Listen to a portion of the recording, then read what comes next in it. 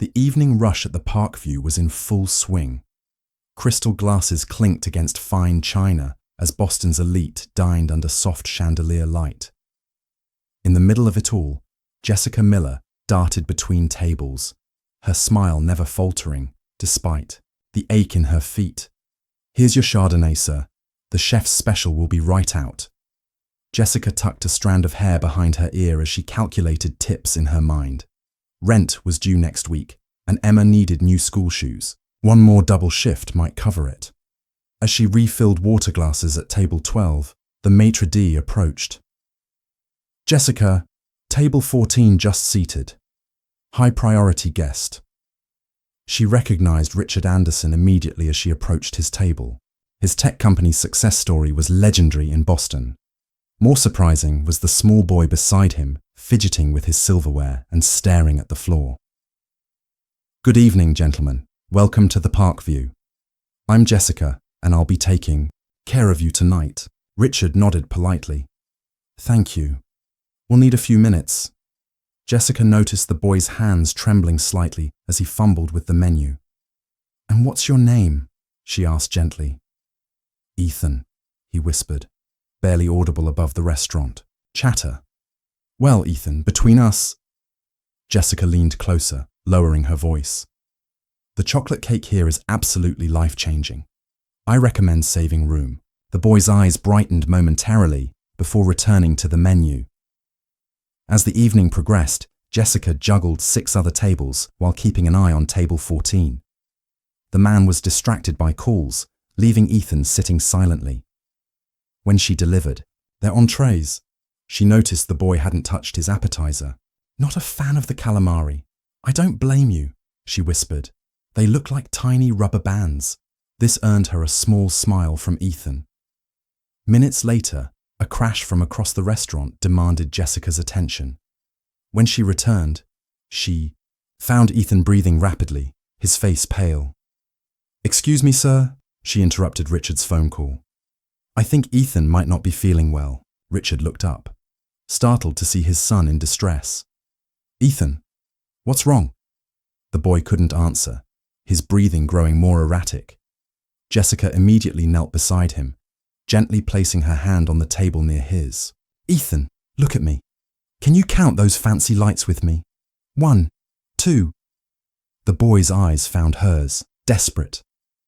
"When I was about your age, I used to get really nervous in crowded places too," Jessica said softly. "My mum taught me a trick. Breathe. In for 4 counts, hold for 4, then out for 4. Like this." She demonstrated, her expression calm and reassuring. Slowly, Ethan began to follow her rhythm. "That's it. You're doing great. Now tell me one thing you can see, one thing you can touch, and one thing you can hear." As Ethan's breathing steadied, Jessica shared a story about her own childhood anxiety, making the boy feel less alone. "Even superheroes get scared sometimes," she concluded with a wink. From the edge of the dining room, Richard Anderson watched this exchange, his business call forgotten. He observed as this waitress, a stranger, connected with his son in a way few had since his wife's passing. In the gentle care of her actions, Richard saw something rare and precious, genuine kindness with no agenda. Jessica's alarm blared at 5:30 a.m. She groaned, reaching to silence it before it woke Emma. The small Dorchester apartment was quiet, as she tiptoed to the bathroom, catching her tired reflection in the mirror. "Just keep swimming," she whispered to herself, a mantra from better days when nursing school at Boston University had been her reality. That dream had evaporated 2 years ago when Mark walked out, leaving her with mounting bills and a 4-year-old daughter. In Emma's room, Jessica gently brushed her daughter's hair from her face. "Time to get up, sweetie. Mrs. Patterson is expecting you by 7. Can't I stay home with you today, Mummy?" "I wish, baby, but Mummy has to work." Jessica helped Emma dress, her mind calculating which bills needed paying first.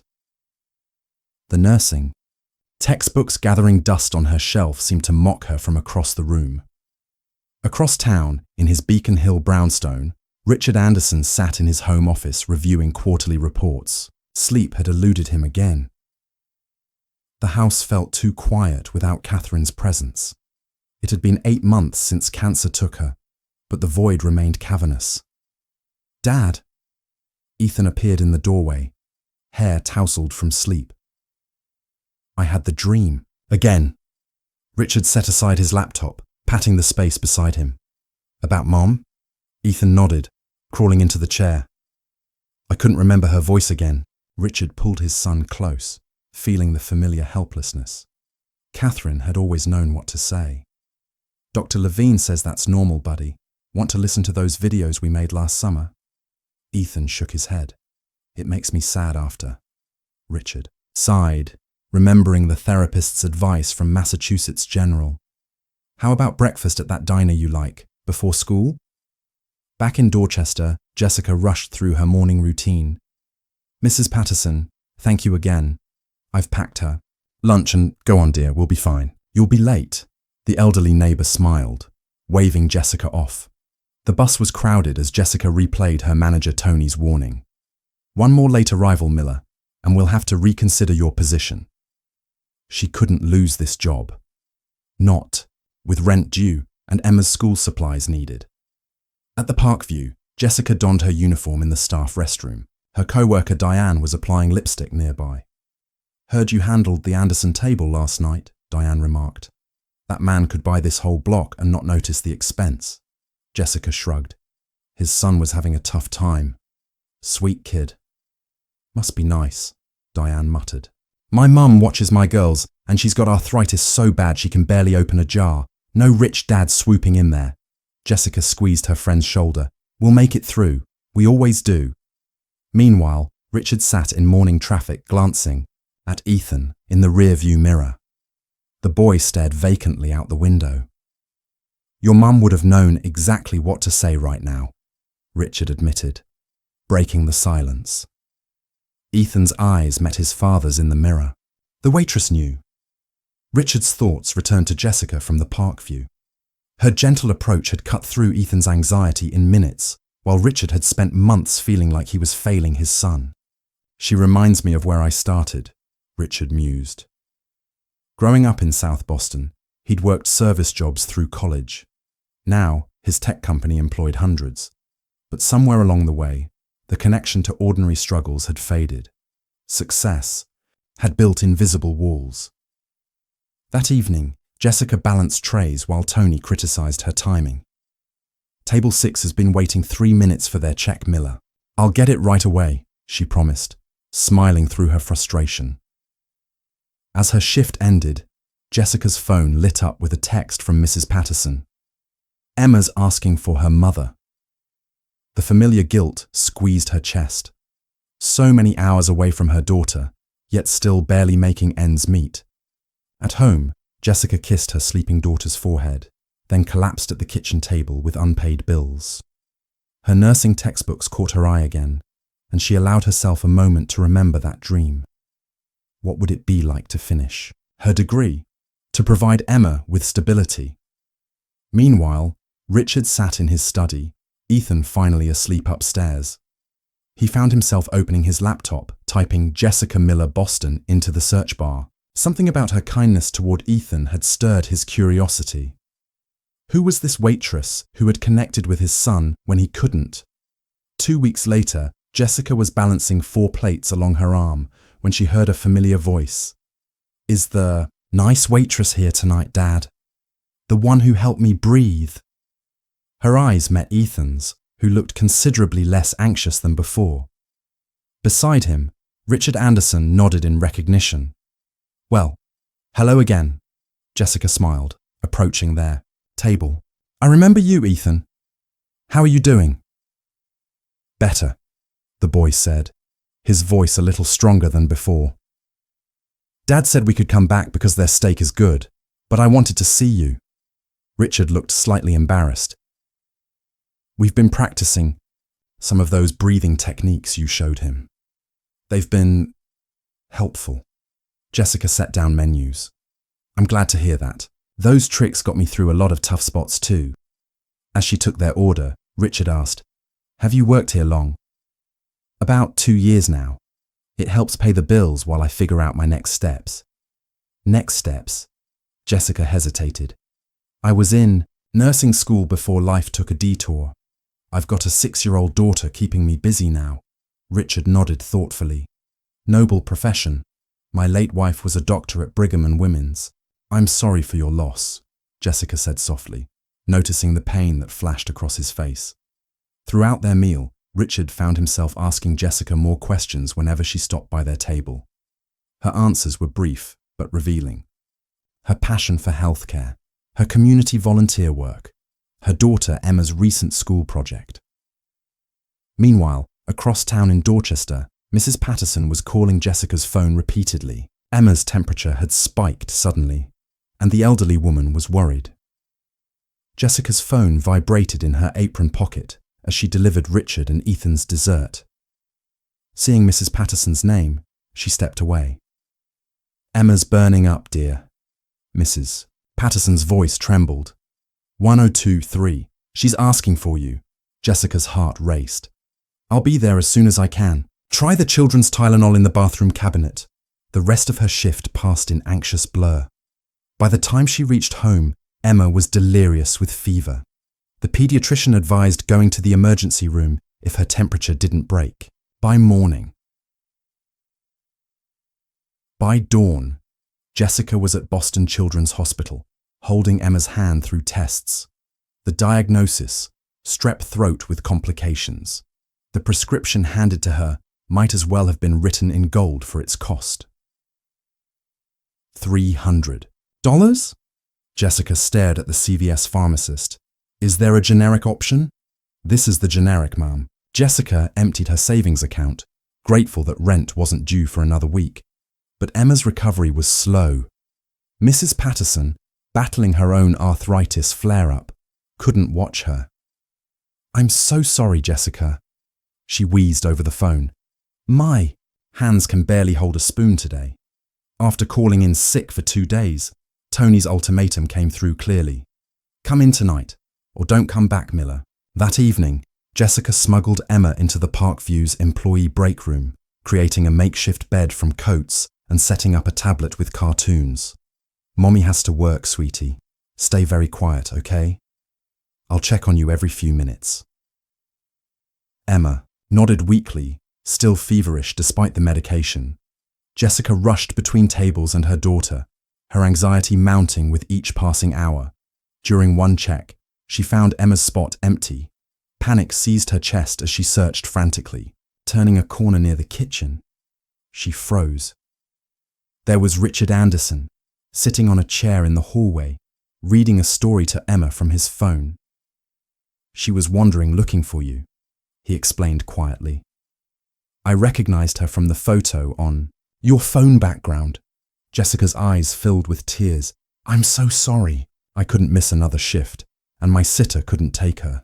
She's been sick and no explanation needed, Richard interrupted gently. Ethan's with the maitre d' looking at the fish tank. I can sit with her until you're done. I couldn't ask you to. You didn't ask. I offered. That night, as Jessica tucked Emma into bed at home, she found an envelope in her daughter's backpack. Inside was a business card for Richard Anderson, CEO of Horizon Tech, with a handwritten note. Call if you need anything. I mean it. The next morning, a certified letter arrived. Her landlord was raising the rent by $400. The eviction notice would follow if she couldn't pay within 30 days. Meanwhile, in his Cambridge office, Richard reviewed the information his assistant had gathered. Jessica Miller, former Boston University nursing student with outstanding loans of $27,000, single mother, volunteer at the Dorchester Community Center's free clinic twice monthly, exemplary employment history. Richard closed the file, remembering the determination in her eyes as she balanced caring for her sick child and keeping her job. How could he help without wounding her pride? Emma's fever spiked again the following week. Jessica paced the emergency room at Boston Children's Hospital, holding her daughter's small hand while doctors ran tests. When her phone rang, it was Tony from the Parkview. Miller, this is the 3rd shift you've missed this month. I told you. My daughter has pneumonia, Tony. She's in the hospital. And I feel for you, I do. But I've got a business to run. We need reliability. Please. Please! Jessica's voice cracked. I just need today. She's really sick. I'm sorry, Jessica. I'll mail your final check. Don't come back. The line went dead. Jessica stared at her phone, the world tilting beneath her. No job, no savings, eviction, notice waiting at home. And now, a child in a hospital bed. A nurse approached with discharge papers and another prescription. She'll need rest and these antibiotics. Follow up with her pediatrician in 3 days. Jessica nodded mechanically, calculating impossible math in her head. Across town in Beacon Hill, Richard sat at his breakfast table, distracted. Ethan pushed cereal around his bowl, watching his father. Dad, you're quiet. Are you thinking about work stuff? Richard looked up. No, actually. I'm thinking about Jessica, the waitress from the restaurant. The nice lady who helped me breathe. Ethan's face brightened. Did you know she has a little girl? She showed me pictures when you were in the bathroom. I did know that, Richard said, remembering Emma's feverish face. She got fired, didn't she, for taking care of her daughter? Richard nodded, surprised. How did you know that? I heard you on the phone yesterday, Ethan admitted. You were asking someone about her. Richard sighed. Yes, she lost her job. Ethan set down his spoon, his expression suddenly serious. Mum always said to help people who are kind. She was kind to me when I was scared. The words hit Richard like a physical force. Catherine would have already been in her car, driving to help. When had he lost that instinct? When had success made him hesitate in the face of another's need? You're right, buddy. Your mum would have been the first person there. Ethan smiled, a rare full smile that reminded Richard painfully of Catherine. So we're going to help her? We are, but we need to be thoughtful about it.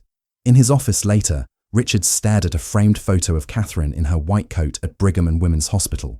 What would you do, Kath? He whispered. His wife had always been passionate about mentoring healthcare students, believing in lifting others up. The answer came to him suddenly, clear and certain.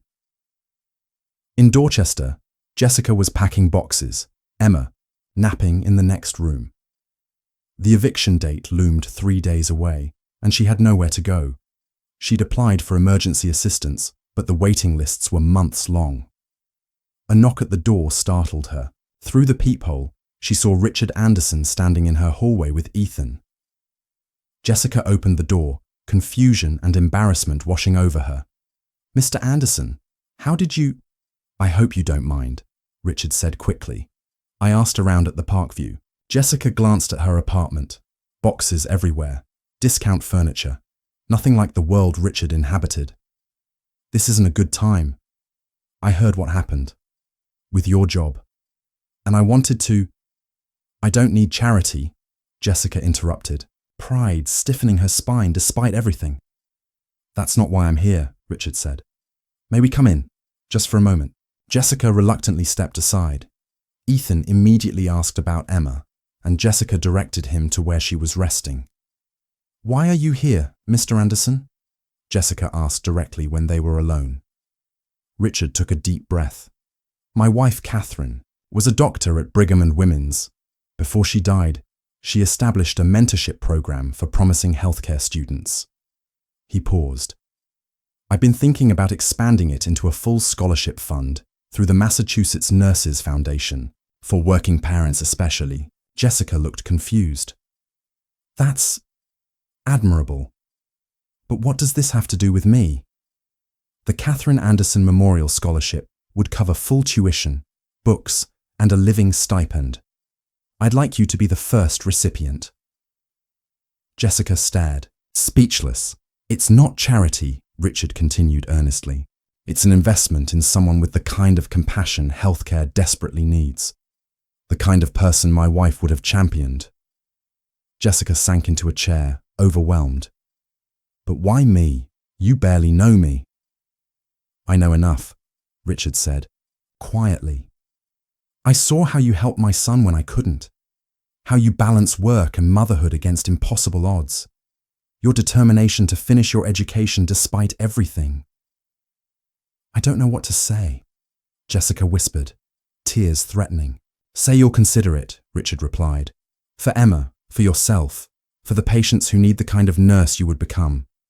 Jessica looked toward her daughter's room, where Ethan's gentle voice could be heard reading a story. The possibility of a different future, one she'd abandoned hope for, suddenly glimmered before her. Jessica stared at the scholarship papers in her hands, her mind racing. This opportunity could change everything, but at what cost? This is incredibly generous, Mr. Anderson, but I can't just accept this. It feels like charity. Richard finished her sentence. It's not. It's recognition of potential. Jessica shook her head. You hardly know me. This is tens of thousands of dollars. There must be strings attached. The only string is that you finish your degree, Richard replied. My wife believed in supporting healthcare workers. This honors her legacy. Jessica crossed her arms. Why not find someone through proper channels? Post the scholarship, interview. Candidates. Because Emma needs her mum to have this chance now, not after months of committees and paperwork. The tension in the room was palpable. Emma and Ethan returned from the bedroom, Ethan clutching a drawing. I made this for you, Ethan said, handing Jessica a crayon picture. It's you and my mum. She was a doctor. You're going to be a nurse. Jessica's breath caught as she looked at the childish drawing. Two women in medical uniforms, haloed like angels. My mum always helped people who needed it, Ethan continued, his voice small but steady. She said it was the most important job. You helped me breathe when I was scared. Now Dad wants to help you breathe. Jessica knelt to Ethan's level, tears welling. Your mum sounds like an amazing woman. She was. Ethan nodded seriously. You remind me of her. The simple words broke through Jessica's resistance. She looked up at Richard, who was watching his son with a mixture of pride and grief. I could accept, Jessica said slowly, but on one condition. I want to work at your company's health clinic part-time while I study. I need to earn this, not just receive it. Richard smiled. Catherine would have insisted on the same thing. Done. 3 weeks later, Jessica stood outside Boston University's nursing school clutching her acceptance letter. Emma, now recovered and thriving, squeezed her hand. Is this where you're going to be a nurse, Mummy? This is where I'm going to learn how, Jessica explained, bending down to her daughter's level. And you'll be in your new school nearby. Their new apartment in Jamaica Plain was modest, but clean and safe, walking distance to Emma's elementary, school, and a short train ride to campus. The scholarship had made it all possible. At Horizon Tech's on-site clinic in Cambridge, Jessica shadowed the company nurse 3 afternoons a week, applying what she was learning and earning her stipend. The flexible hours accommodated her class schedule, and Emma attended the company's after-school program. Richard occasionally stopped by, watching the positive changes unfolding. During one visit, he found Jessica teaching Ethan how to use a stethoscope. Listen, she guided his hands. That's your heartbeat. Ethan's face lit with wonder. It sounds like drums. Richard leaned against the doorframe, observing. These visits had become a highlight for Ethan, who now spoke openly about his mother without dissolving into anxiety. The boy who had once panicked in restaurants now eagerly shared stories with Jessica and Emma. He's doing so well, Jessica remarked later as they watched the children playing. The breathing techniques are becoming second nature. Richard nodded. He has something to look forward to now, someone who understands.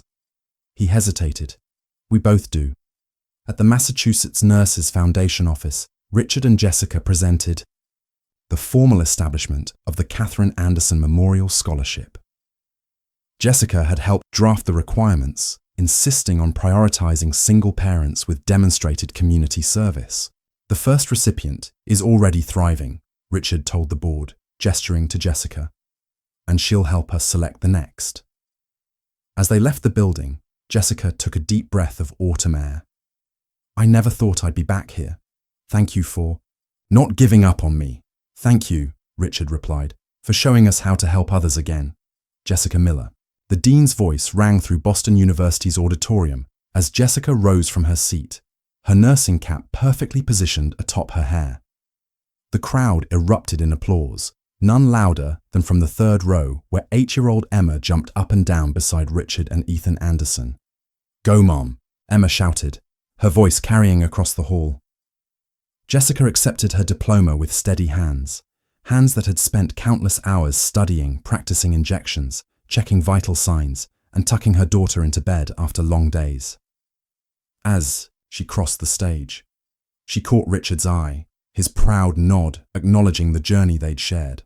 2 years. 2 years since that moment in her nearly empty apartment when a chance encounter had changed everything. When she returned to her seat, the dean approached the microphone again.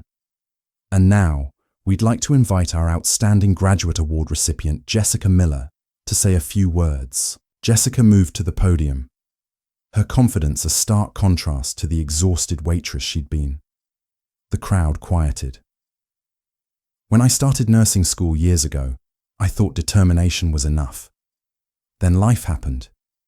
Single motherhood, bills, and the crushing realization that some dreams have to wait." Jessica paused, finding Emma's beaming face. "What I didn't understand then was that dreams don't always unfold the way we expect. Sometimes they take detours through kitchens and restaurant floors." In the audience, Richard placed his hand on Ethan's shoulder. The boy, now 12, no longer shrank from social situations. His therapist had called his progress remarkable. 2 years ago, I was a waitress trying to calm a frightened boy during an anxiety attack, a simple act of kindness that seemed insignificant at the time. I had no idea that moment would lead me here today. Jessica looked directly at Richard and Ethan. That boy and his father taught me that kindness creates ripples we can't anticipate. Sometimes those ripples return to us as opportunities, as friendship, as a new beginning. She gestured toward the group of graduates beside her. The Catherine Anderson Memorial Scholarship has now helped 6 of us complete our healthcare education. 6 families whose lives have been transformed. And each of us is committed to carrying that kindness forward to our patients. As Jessica concluded her speech, she noticed Richard discreetly wiping his eyes.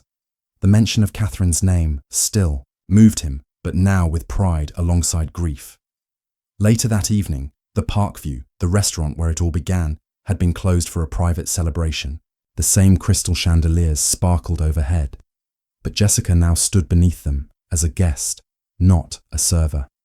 To Jessica, Richard raised his glass in a toast, who reminded us that sometimes our greatest purpose is helping others find theirs. Around the table sat the other scholarship recipients, Jessica's former co-workers and professors. Emma and Ethan huddled at the end, thick as thieves, showing each other games on their tablets. "I still can't believe you rented out the entire restaurant." Jessica laughed. "Seemed appropriate," Richard replied. Full circle. As dinner concluded, Jessica found a moment alone with Richard by the window where he'd first watched her interact with Ethan. "I start at the clinic next week," she said. "Full-time, benefits, normal hours with Emma." The team's thrilled. "You've already set the bar high during your training." Jessica touched the nurse's pin on her lapel. "Catherine would be proud of what you've built in her name. She would be prouder of you," Richard said quietly. "And so am I." Outside, Boston's skyline glittered against the night. Emma and Ethan joined them at the window, the children leaning against their parents with comfortable familiarity. "Are we still going to the Science Museum tomorrow?" Ethan asked, looking between his father and Jessica. "Of course," Jessica assured him. "I promised, didn't I?" Richard watched as Emma reached for his hand without hesitation, a gesture that had become natural over the past 2 years. These children, who had once been strangers, were now bound by something deeper than circumstance. As they stood together, Jessica reflected on the symmetry of it all. How a moment of kindness in this very room had grown into a connection that healed them all in different ways. Emma had found stability and a father figure. Ethan had found confidence and a maternal presence. Richard had found purpose beyond his grief, and Jessica had reclaimed her dream. "Ready to go home?" Richard asked, including them all in the question. Jessica nodded, knowing home now meant something far more than just a place to live. It meant belonging. It meant second chances. It meant that kindness, when given freely, sometimes returns in ways that transform lives forever.